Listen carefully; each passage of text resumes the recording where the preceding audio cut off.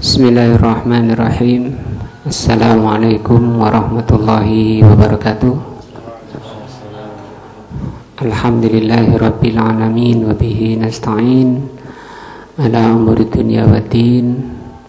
Asyhadu an la ilaha illallah wa asyhadu anna Muhammadan abduhu wa rasuluh. Allahumma shalli ala Muhammadin wa ala alihi wa sahbihi ajma'in. Alhamdulillah, pada sore ini Allah Subhanahu wa ta'ala mengumpulkan kita semua untuk menjalankan perintahnya, yaitu talabul ilmi. Rasulullah SAW bersabda, talabul ilmi faridatun ala kulli muslimin. Menuntut ilmu agama itu wajib bagi setiap muslim.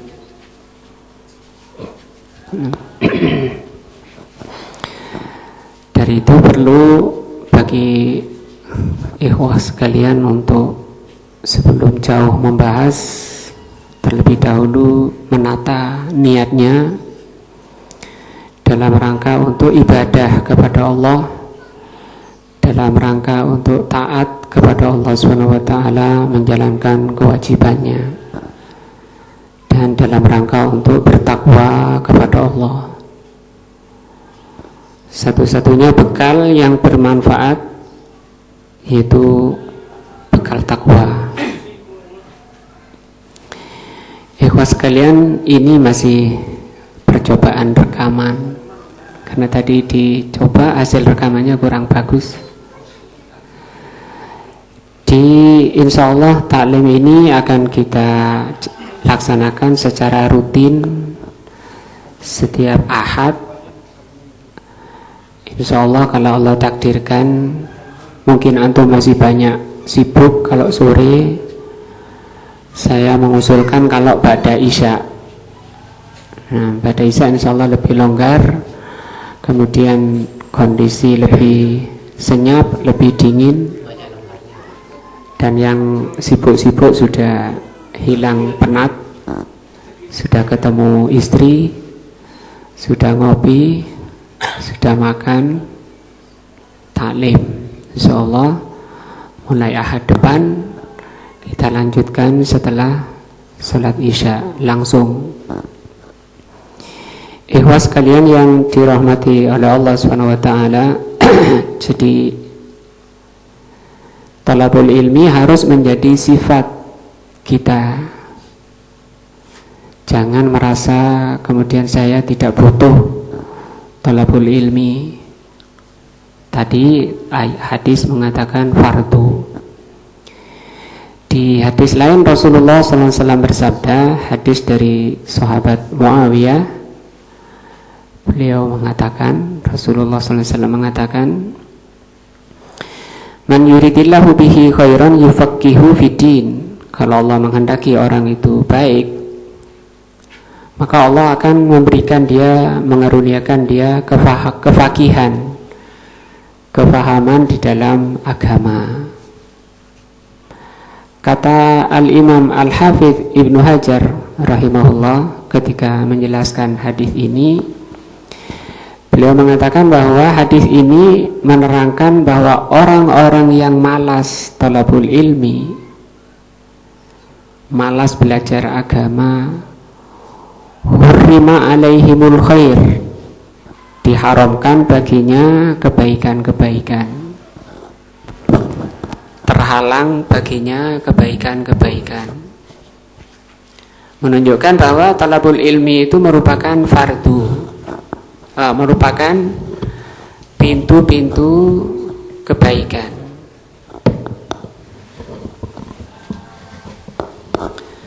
Talabul ilmi merupakan pintu-pintu kebaikan dan merupakan pintu-pintu keselamatan. Talabul ilmi. Jadi kita ini mutlak butuh pada ilmu agama. Tidak bisa tidak berhubungan dengan nasib darah daging kita. Nah, kata Al-Imam As-Sa'di rahimahullah di dalam kitabnya beliau Tuhfatul Abror, di dalam kitab beliau Tuhfatul Abror, beliau menjelaskan ketika menerangkan hadis tadi bahwa hadis ini menerangkan tentang alamat, tentang ciri dan tanda orang yang ditakdirkan baik, orang yang ditakdirkan selamat dunia maupun akhirat. Mereka semangat thalabul ilmi. Artinya kalau orang itu malas, enggan belajar ilmu agama, itu tanda orang yang ditakdirkan jelek dan tanda orang yang jelek. Dalam Al-Imam Al-Bukhari rahimahullah membawakan hadis di dalam kitab Adabul Mufrad, ketika beliau mengantarkan jenazah sahabatnya, beliau mengatakan, sesungguhnya kalian ini sudah ditentukan tempat duduknya, surga atau neraka.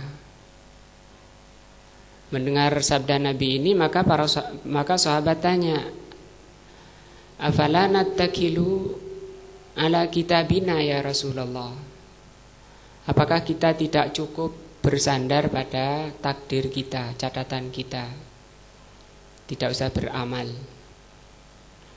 Karena kalau kita ditakdirkan ahli surga, walaupun kita ini durhaka, fasik, maksiat, kufur, syirik, bid'ah dan seterusnya, kalau takdir surga ya surga. Itu pikirannya ketika Rasul mengatakan tadi apa? Tempat kalian sudah ditentukan sebenarnya, sudah ditulis surga atau neraka. Apa jawaban Rasul? La, jangan. Artinya jangan kalian itu bersandar pada catatan kalian, catatan takdirnya. Karena kalian kan tidak tahu catatan kalian apa, surga atau neraka. Siapa yang tahu? Tidak tahu, tidak ada yang tahu. La i'malu, kata Rasul, kullun muyassarun lima hulikolahu. Tolong ini pegangi, pendek saja ini, yang pendek ini mungkin untuk nasihat-nasihat kita, atau kita mau nasihat temannya, mungkin temannya lagi malas, lagi down misalnya, turun semangatnya. Hadis ini kullun muyassarun lima hulikolahu, masing-masing kalian, kata Rasul, dimudahkan kemana kalian ditakdirkan. Fa amma ahlus sa'adah, adapun orang yang ditakdirkan jadi orang yang baik, orang ahli surga, fasayuyassiruhu ila amali ahli sa'adah, akan dimudahkan oleh Allah untuk mengamalkan amalannya ahli surga.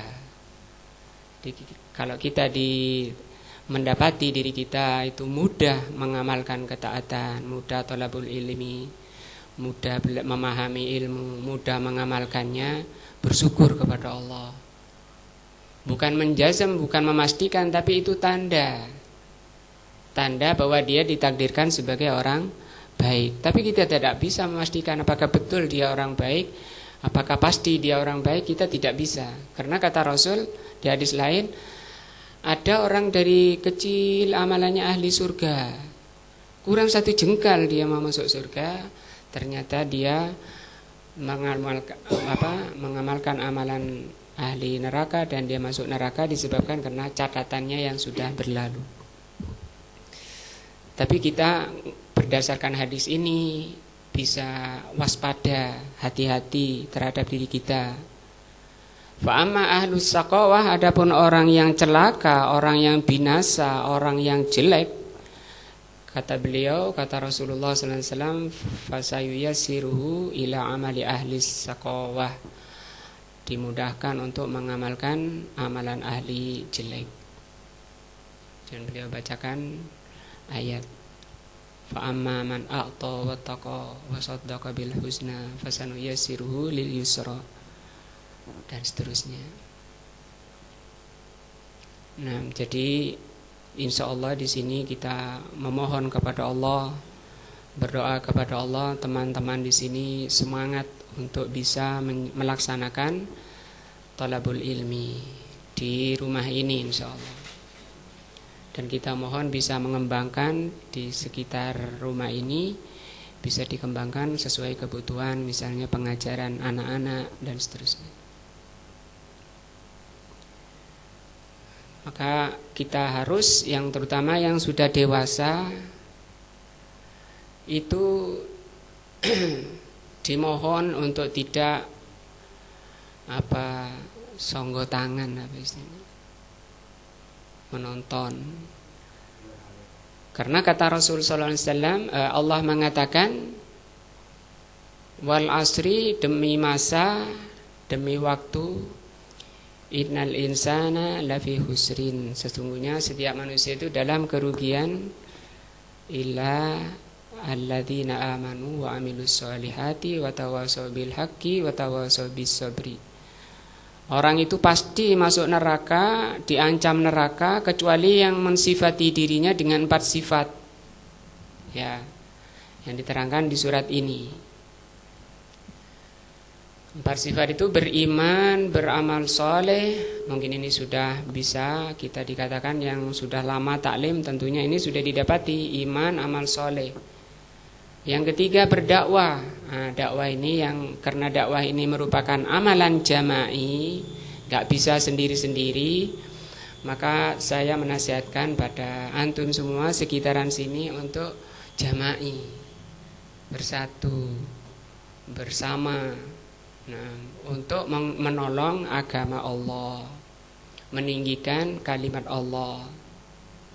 Artinya buat tempat ini sarana antum semua untuk melaksanakan dakwah, untuk meninggikan kalimat Allah, berjihad meninggikan kalimat Allah. Karena di dunia ini sunnatullahnya, kalau kebenaran itu tidak diperjuangkan, maka dia akan melemah. Nanti yang muncul, yang tampil itu kebatilan, kemungkaran. Maka itu akan silih berganti. Kapan kemungkaran muncul? Ketika kebenaran itu lemah. Dan kapan kebenaran itu muncul? Ketika diperjuangkan oleh pejuang-pejuang kebenaran untuk mengalahkan kelemahan, kejelekan, kemungkaran. Dan begitu seterusnya isi dunia, silih berganti. Antum jadilah penolong-penolong agama Allah, maka Allah akan menolong kalian. Man yansurullah yansurkum. Siapa orang yang menolong Allah, Allah akan menolong kalian. Kita tentu semua ingin mendapat pertolongan Allah di dunia dan di akhiratnya. Caranya, tolonglah agama Allah. Nah, bersatu. Bersatu di sini maksudnya satu visi, satu misi, satu saja. Berlomba-lomba fastabiqul khairat, untuk membela agama Allah saja. Tidak ada tendensi lain. Ya, tidak ada tendensi lain yang kita perjuangkan. Bagaimana memperjuangkan agama Allah, dimulai dari siapa? Dirinya sendiri dulu, ya. Kata Allah gimana? Qu anfusakum wa ahlikum naro. Selamatkan dirimu dan selamatkan keluargamu dari api neraka. Karena kita ini bahan bakarnya api neraka. Nah, bagaimana menjaga keluarga dari api neraka? Kata Al-Imam Ibnu Mas'ud radhiyallahu an, "Allimuhu wa addibu." Ajari agama dan addibu. Addibu itu diajari adab, akhlak, yang merupakan buah daripada ilmu. Sudah mondok lama kok adabnya masih gak lurus, itu namanya tanaman yang tidak berbuah. Na'udzubillah min dzalik. Maka diluruskan niatnya ke sini untuk talabul ilmi, untuk membenahi diri kita, kemudian kita salurkan pada anak istri kita. Nah, sudah ada pengurusnya, bisa langsung hubungi pengurusnya, mungkin butuh apa untuk kelangsungan dakwah di sini. Karena saya pribadi mungkin seminggu sekali kesininya. Nah, ikhwas sekalian, pelajaran yang akan kita pelajari ini dasar sekali, ilmu dasar ya, dasar sekali. Baik, ada 3, yaitu tafsir juz amma, kemudian akidah dasar. Akidah dasar itu yang tipis-tipis, tapi itu banyak walaupun tipis-tipis. Dimulai dari al-usul tsalatsa, gantian sama tafsir juz amma. Kenapa saya milih tafsir juz amma? Itu karena surat ini juz ini berisi surat-surat yang banyak dihafal oleh muslimin. Ya, banyak dihafal oleh muslimin. Maka yang diharapkan orang itu, muslimin itu bukan hanya hafal, bukan hanya bisa melafalkan. Tidak ada manfaatnya kalau hanya hafal. Allah mengatakan wa minhum ummiyuna la ya'lamunal kitaba. Di antara mereka ahli kitab itu ummi. Apa ummi? Tidak bisa baca, tidak bisa kitab. Innamu ummiyuna la ya'lamunal kitab illa amani. Amani di situ hanya bisa baca. Banyak muslimin hanya baca saja yang didahulukan. Memahaminya tidak. Yang penting baca. Wah, kalau malam Jumat mau hataman, semangatnya melebihi mau sholat wajib. Seminggu sudah setrika bajunya, ya, kasih minyak wangi, pakai surban, pakai apa semua, penampilan terbaik. Nah, mau kemana Pak? Hataman. Nah, di sana ada tafsir. Saya kalau tafsir itu terlalu tinggi misalnya. Nah, ini kurang tepat. Walaupun tidak benar ya kurang, walaupun tidak salah ya kurang tepat ya. Ya tidak salah namanya menghatamkan Al-Qur'an. Satu itu, kenapa saya milih juz amma? Karena ini banyak dihafal oleh muslimin. Harapannya muslimin tidak hanya bisa baca, tapi faham maksudnya, faham maknanya masing-masing ayat yang dibaca, yang dihafal. Nah, kalau cuma hafal tadi dicela oleh Allah, ayat tadi celaan itu.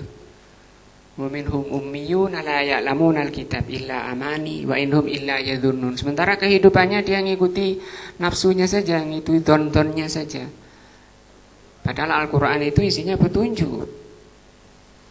Di hadis juga Rasulullah SAW ketika mencela orang-orang Khawarij, nah, beliau mengatakan yaqra'unal Qur'an. Orang-orang Khawarij itu, pemberontak itu, yang sekarang dikenal teroris itu, yaqra'unal Qur'an.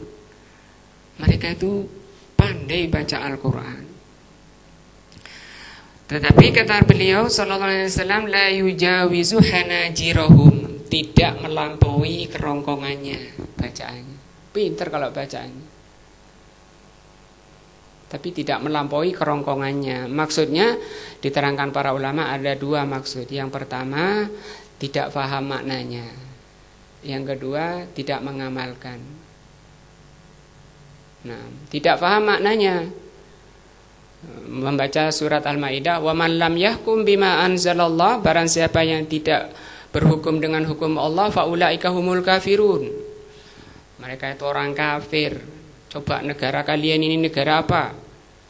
Hukumnya hukum apa? Pancasila. Wah, kan bukan ayat toh, bukan Al-Qur'an toh. Kafir mereka kata Allah. Kafirkan sudah, presidennya sampai RT-nya dikafirkan. Karena mereka tidak paham. Belum, karena itu tadi. Di ayat ini kata para ulama, hadis ini kata para ulama itu menjelaskan celaan orang yang cuma baca. Cuma baca. Itu alasannya kenapa saya milih juz amma, agar kita-kita yang sudah hafal Quran, juz amma itu tidak sekedar hafal, bisa mengerti maknanya. Yang kedua, alasannya bahwa mempelajari Al-Quran itu, kata Rasul SAW, orang terbaik. Orang yang belajar Al-Quran itu orang terbaik. Apa kata beliau? khairukum man ta'allamal Qur'ana wa 'allamahu. Ya. Sebaik-baik kalian itu, paling baiknya kalian itu orang yang belajar Al-Qur'an dan mengajarinya. Kita ingin menjadi orang terbaik. Di antara caranya tadi belajar Al-Qur'an. Mempelajari Al-Qur'an, difahami masing-masing kata, masing-masing huruf. Khairun itu isim tafdhil, itu asalnya ahyaru. Isim tafdhil itu. Cuma karena sering disebut, sering diucapkan, alifnya dibuang. Alifnya dibuang menjadi khairun. Banyak di ayat maupun hadis. Ketika khutbah Rasulullah selalu mengatakan wa khairul huda wa syarrul umur. Itu syar asalnya asyar. Khairun artinya akhyaru. Karena sering diucapkan itu seperti bismillah. Kalau lihat bismillah di mushaf itu kan enggak ada alifnya. Kemana alifnya? Dibuang. Juga ayat-ayat banyak ketika sering disebut dibuang. Laqad khalaqnal insana fi ahsani taqwim. Itu asalnya wallahi laqad. Allahnya kemana? Huruf sumpahnya, huruf qasamnya dibuang. Banyak seperti itu. Jadi ingin, kedua alasannya kita ingin di samping tadi faham, yang kedua ingin kita ini jadi orang terbaik. Karena kata Rasul, sebaik-baik kalian, paling baiknya kalian yang belajar Al-Quran. Yang ketiga, dengan memahami maknanya itu akan lebih mengantarkan kepada kehusuan dalam sholat. Ya, karena nilai sholat itu dari khusyuknya. Sementara kata Rasul, orang sholat itu, ketika sholat itu ada kalanya dia mendapat pahala separuh, ada yang seperempat, ada yang 1/8, bahkan 1/10, ya. 1/10, maksudnya 1/10 itu ingatnya dari seluruh sholat itu 1/10-nya. Berarti berapa yang hilang itu? Yang enggak nyantol berapa? 90-nya itu keliling. Mulai takbir ada yang ke pasar, ada yang ke sawah, ya. Nah, ketika potong ayam, macam-macam sesuai dengan bidangnya masing-masing, ya. Gali sumur itu kacong itu. Nah, ketika iqamah setan lari, tapi selesai iqamah setan balik. Kata Rasul, yudzakiru hadza diingatkan ini, diingatkan itu, yang tadi enggak ingat muncul di dalam sholat. Kenapa? Tadi enggak, untuk meminimalisir godaan-godaan syaitan ini, mengerti bacaannya, mengerti apa yang dia baca. Nah, itu alasan saya memilih juz amma dan tafsir dari Al-Imam Asy-Syaikh Al-Allamah Muhammad bin Utsaimin rahimahullah. Kemudian yang kedua, gantian dengan akidah. Akidah paling dasar tadi usulus tsalatsa. Nah, usulus tsalatsa ini 3 dasar utama yang insyaallah akan diterangkan ahad depan. Untuk sekarang kita terangkan ini. Usulus tsalatsa merupakan akidah. Akidah ini juga tidak kalah pentingnya, karena akidah ini dasar, pondasi. Kalau kita bangun ya dimulai dari pondasi. Pondasinya Islam, pondasinya amalan kita, pondasinya ketaatan kita kepada Allah. Pondasinya apa? Akidah. Nah, dan juga nilai manusia di sisi Allah itu itu tergantung apanya? Akidahnya, keimanannya. Gak mungkin bisa jadi amalannya sama, sholat isya sama 4 rakaat, ya. Subuh ya sama, semua sama, ibadahnya sama karena syariatnya satu. Tapi bisa beda itu. Abu Bakar sama Umar Tidak terkalahkan walaupun ibadahnya sama. Apanya itu yang tidak terkalahkan? Keimanannya yang kokoh menggunung di hati Abu Bakar As-Siddiq. Contohnya ketika Rasul memberi semangat sahabat untuk sedekah, ketika itu Umar Ibnul Khattab lagi punya harta di rumahnya. Sekarang aku akan mengalahkan Abu Bakar. Dibawa ambil hartanya, dibawa separuh harta. Separuh harta pun kita mungkin tidak mampu ya mengeluarkan separuh harta. Mau sudah kau cari yang paling bawah, yang paling kecil. Separuh harta, maunya Umar mengalahkan Abu Bakar. Rasul tanya, berapa yang kamu tinggal? Sebanyak yang saya bawa. Nanti separuh kan ya. Uduk-uduk Abu Bakar datang. Apa yang kamu tinggal? Allah dan Rasulnya. Itu ditinggali apa? Iman, tidak ditinggali harta. Wallah, kata Umar, aku tidak akan bisa, sama sekali tidak akan bisa mengalahkan Abu Bakar As-Siddiq. Yang mendorong sampai berbuat seperti itu iman. Nah, maka orang di sisi Allah derajat itu tergantung dari keimanan. Maka kita harus berlomba menggembleng, mendidik, menguatkan iman kita dengan belajar ayat-ayat, belajar akidah.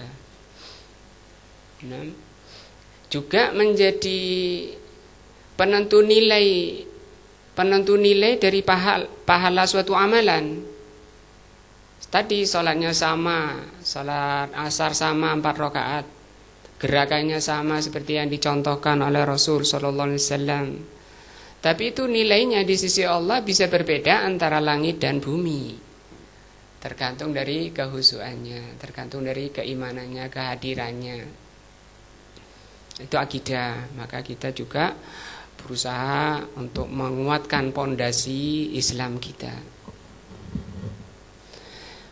Nah, yang ketiga nanti kita akan belajar insyaallah ahad keempat Umdatul Ahkam. Umdatul Ahkam itu isinya fikih ya, mulai dari thaharah dan seterusnya.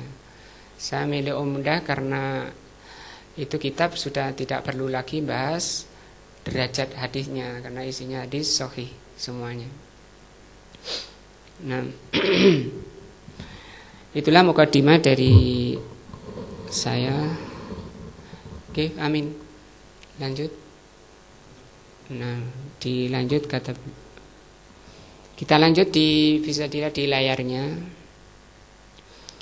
Tafsir suratil Fatihah, tafsir surat Al-Fatihah. Suratul Fatihati summiyat bidzalika.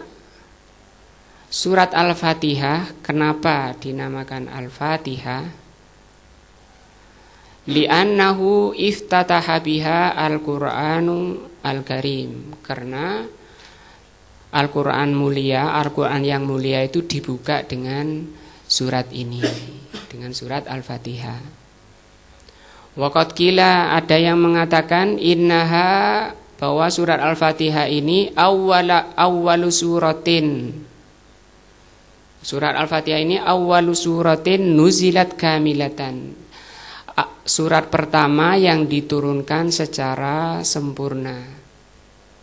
Surat pertama, surat yang diturunkan secara sempurna itu Al-Fatihah.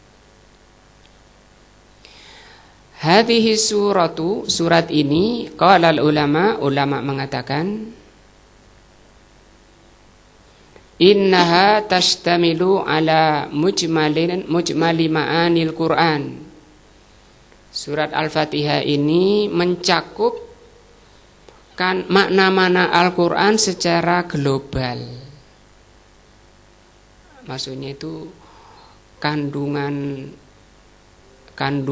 Al-Qur'an secara global itu adalah Al-Fatihah. Artinya Al-Qur'an setelah Al-Fatihah itu rincian dari surat Al-Fatihah. Fit tauhidi, baik mengenai tauhid terkandung di surat Al-Fatihah. kesimpulan surah masalah tauhid, isinya Al-Qur'an itu. Wal ahkam, hukum-hukum, wal jaza, balasan, wa turuku bani Adam, jalan-jalan bani Adam, wa ghairu dzalika, dan selain daripada itu. Nah, terkandung secara global Al-Qur'an itu di dalam Al-Fatihah. Walidzalika, dari itu summiyat Ummul Qur'an, sehingga Al-Fatihah itu disebut Ummul Qur'an. Ummu, ibu itu artinya tempat kembali. Biasanya anak-anak habis main itu lari cari ibu, gak cari bapak. Nah, wal marja'u lisyai'i yusamma umman. Kembalinya sesuatu itu disebut umman. Ummuhu hawiyah, gitu ya. Fa amma man sakulat mawazinuhu fa ummuhu, fa amma man khaffat mawazinuhu fa ummuhu hawiyah.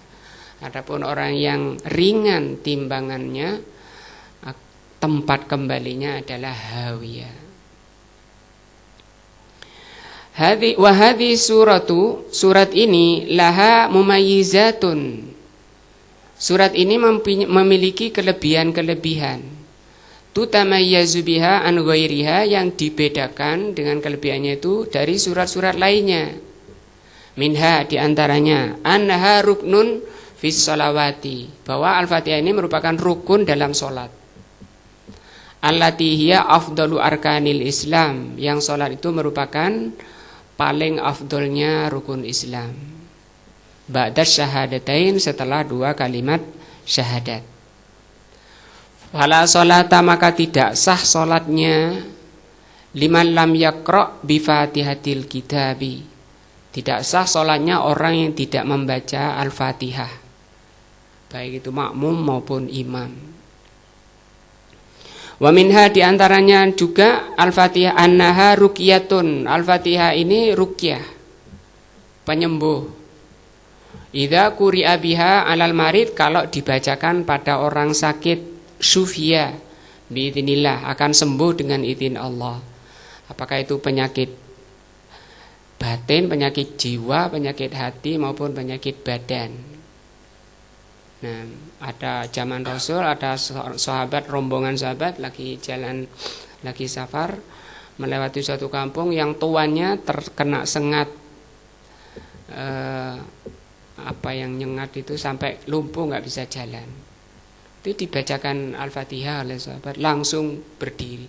Begitu waladhdallin amin, berdiri langsung. Kata para ulama bahwa Al-Quran obat paling manjur dibanding obat-obat manjur lainnya. Tapi tergantung kualitas pembaca dan yang dibacain, yang diruqyai. Kalau nggak yakin ya nggak bisa. Li'anna Nabiyya sallallahu alaihi wasallam, karena Nabi sallallahu alaihi wasallam qala lilladzi qara'a 'alal ladzi, ini ya. Karena Nabi pernah mengatakan kepada orang yang membaca orang yang tersengat, fabari'a,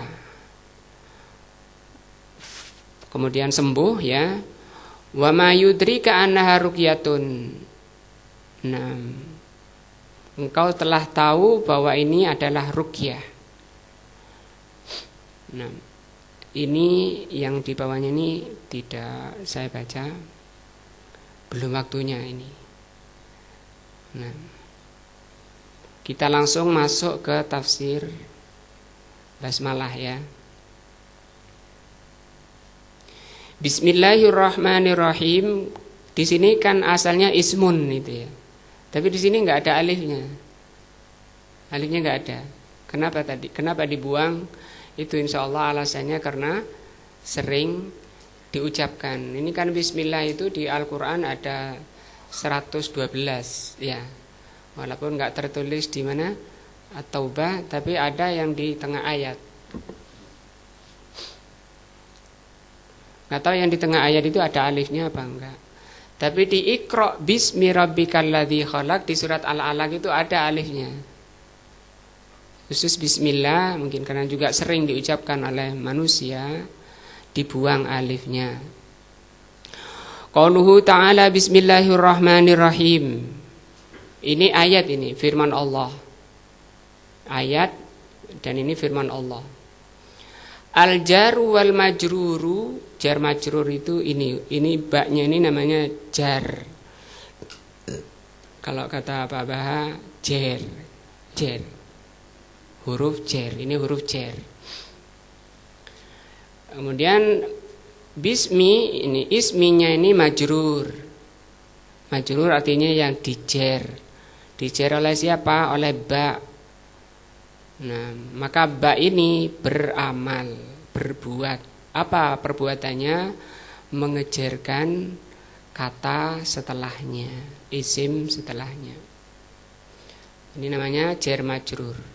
Al jaru wal majruru muta'alliqun bimahdhufin. Jar majrur di sini yaitu bismillah ini berhubungan dengan sesuatu yang dibuang. Maksudnya setelah bismillah ini di sini ada sesuatu yang dibuang. Wahadzal mahdhufu yang dibuang ini yuqaddaru, diperkirakan, yang dibuang di sini itu yang diperkirakan, yang dibuang ini fi'lan, berupa fi'il. Mutaakhiron, dan diakhirkan. Maksudnya diakhirkan mestinya fi'ilnya di depan. Mestinya di depan. Kenapa dibelakangkan? Itu ada sebabnya. Munasiban, sesuai. Nah, faida kulta, kalau engkau mengatakan bismillahi, ya, bismillahi, wa anta turidu an ta'kula, sementara engkau ingin makan. Nah, makan itu perbuatan, bahasa Arabnya fi'il. Tuqaddarul fi'la, maka di sini diperkirakan ada fi'il, ada kata kerja setelah bismillah. Diperkirakannya begini. Bismillahi akulu. Dengan nama Allah, akulu, aku akan makan. Ini yang dimaksud apa tadi? Fi'il diakhirkan sesuai. Karena dia mau makan ya harus akulu. Kalau mau menulis ya aktubu. Kalau mau baca akra'u, dan seterusnya ya. Kalau mau mukul adribu. Nah, kalau mau mukul ansuru. Kalau mau menolong ansuru, dan seterusnya. Ya. 3 ya, yang ada di antara di setelah jar majrur ini ada 3 fi'il dibelakangkan sesuai.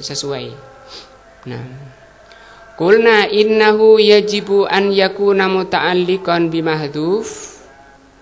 Kenapa harus berhubungan dengan sesuatu yang dibuang?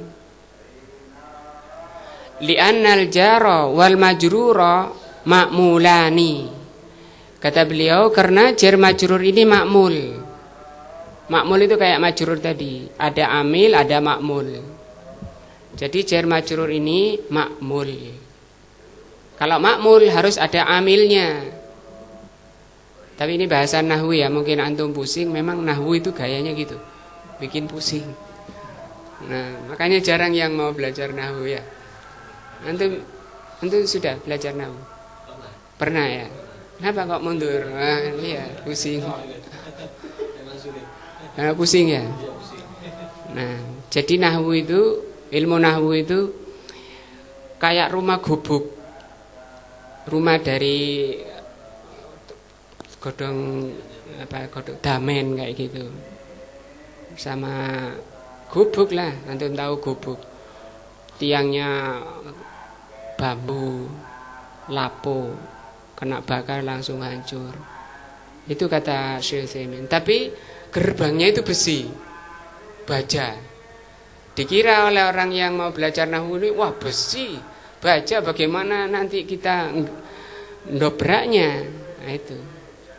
Ternyata setelah dibuka, iyalah. Gitu. Coba buka lagi, pelajari lagi. Nah, insyaallah di sini akan dibuka pelajaran nahwu shorof Insyaallah diasuh oleh Ustadz Baha ini. Tapi bukan Ustadz Baha yang viral itu ya, yang di YouTube ini. Kita punya Ustadz Baha Salafi insyaallah. Wala budda likulli ma'mulin min amilin, kata beliau, namanya makmul harus punya amil. Nah, amilnya mana? Ini tadi fi'il yang dibuang.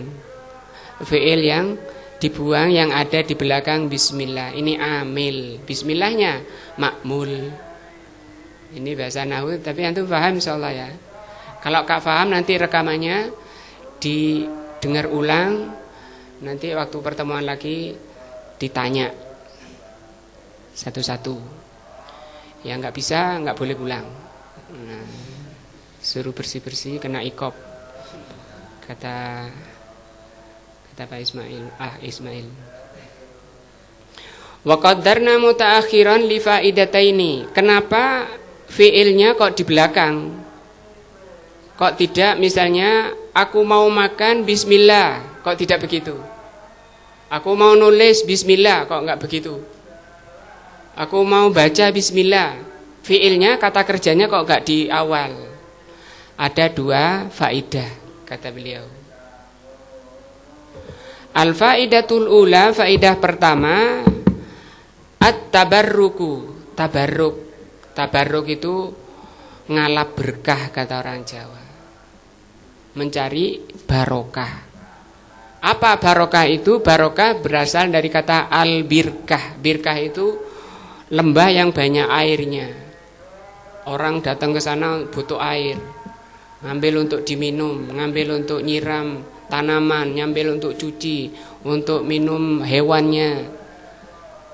Datang ke birkah, ke lembah yang banyak airnya. Menjadi bahasa barokah. Nah, dan semua yang mengandung kebaikan itu mengandung barokah. Ada umur yang barokah, ada rizki yang barokah, ada istri yang barokah. Bagaimana istri yang barokah?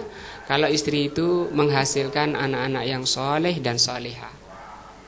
Nah, at-tabarruk, dalam rangka tabarruk, memohon barokah. Bitakdimi ismillahi azza wajal, dengan mendahulukan nama Allah. Artinya perbuatannya itu akan barokah kalau didahului dengan nama Allah. Bahkan bisa menjadi penentu halal haram. Misalnya mau nyembelih ayam. Mau nyembelih ayam tidak didahului dengan bismillah. Apa hukumnya? Haram. Mau nyembelih sapi tidak didahului dengan nama Allah, bisa menjadi penentu halal haram. Ya, itu diantaranya. Jadi di sini beliau katakan at-tabarruku, dalam rangka tabarruk. Ini alasan apa tadi? Kenapa fiilnya dibelakangkan? Gitu. Kata kerjanya kok di belakang. Wal faidatu tsaniyah, faidah yang kedua dibelakangkan itu al-hasr, dalam rangka al-hasr. Hasr itu pembatasan. Li'anna ta'khiral amili, karena mengakhirkan amil itu tadi fiilnya itu kan amilnya. Bismillahnya itu kan makmulnya tadi. Membelakangkan amil itu yufidul hasr, dan ini menjadi kaidah seluruh tafsir. Artinya yang sesuatu yang seharusnya di depan itu ke belakang, itu tufidul hasr, pembatasan. Contohnya di Al-Fatihah ya, iyyaka na'budu. Itu kalau diterjemah apa? Hanya kepadamu kami beribadah. Itu iyyakanya itu maf'ulnya, itu objeknya. Mestinya subjek dulu. Kalau dalam bahasa Arab fa'il dulu, pelaku dulu, baru yang dikenai. Mestinya susunan urutan aslinya seperti itu. Susunan aslinya seperti itu. Fi'il, fa'il, fa'il baru maf'ul. Atau subjek predikat. Ini yang mestinya di belakang didahulukan. Iyyaka, hanya kepadamu kami beribadah. Mestinya susunan aslinya gimana? Kami beribadah hanya kepadamu. Itu kan aslinya. Nah, kenapa iyakanya didahulukan? Ini sama dengan ini. Apa? Tufidul hasar. Dalam rangka pembatasan bahwa hanya kepadamu kami beribadah. Kalau dibalik itu maknanya beda. Tidak seperti ketika ayat itu mendahulukan yang belakang tadi.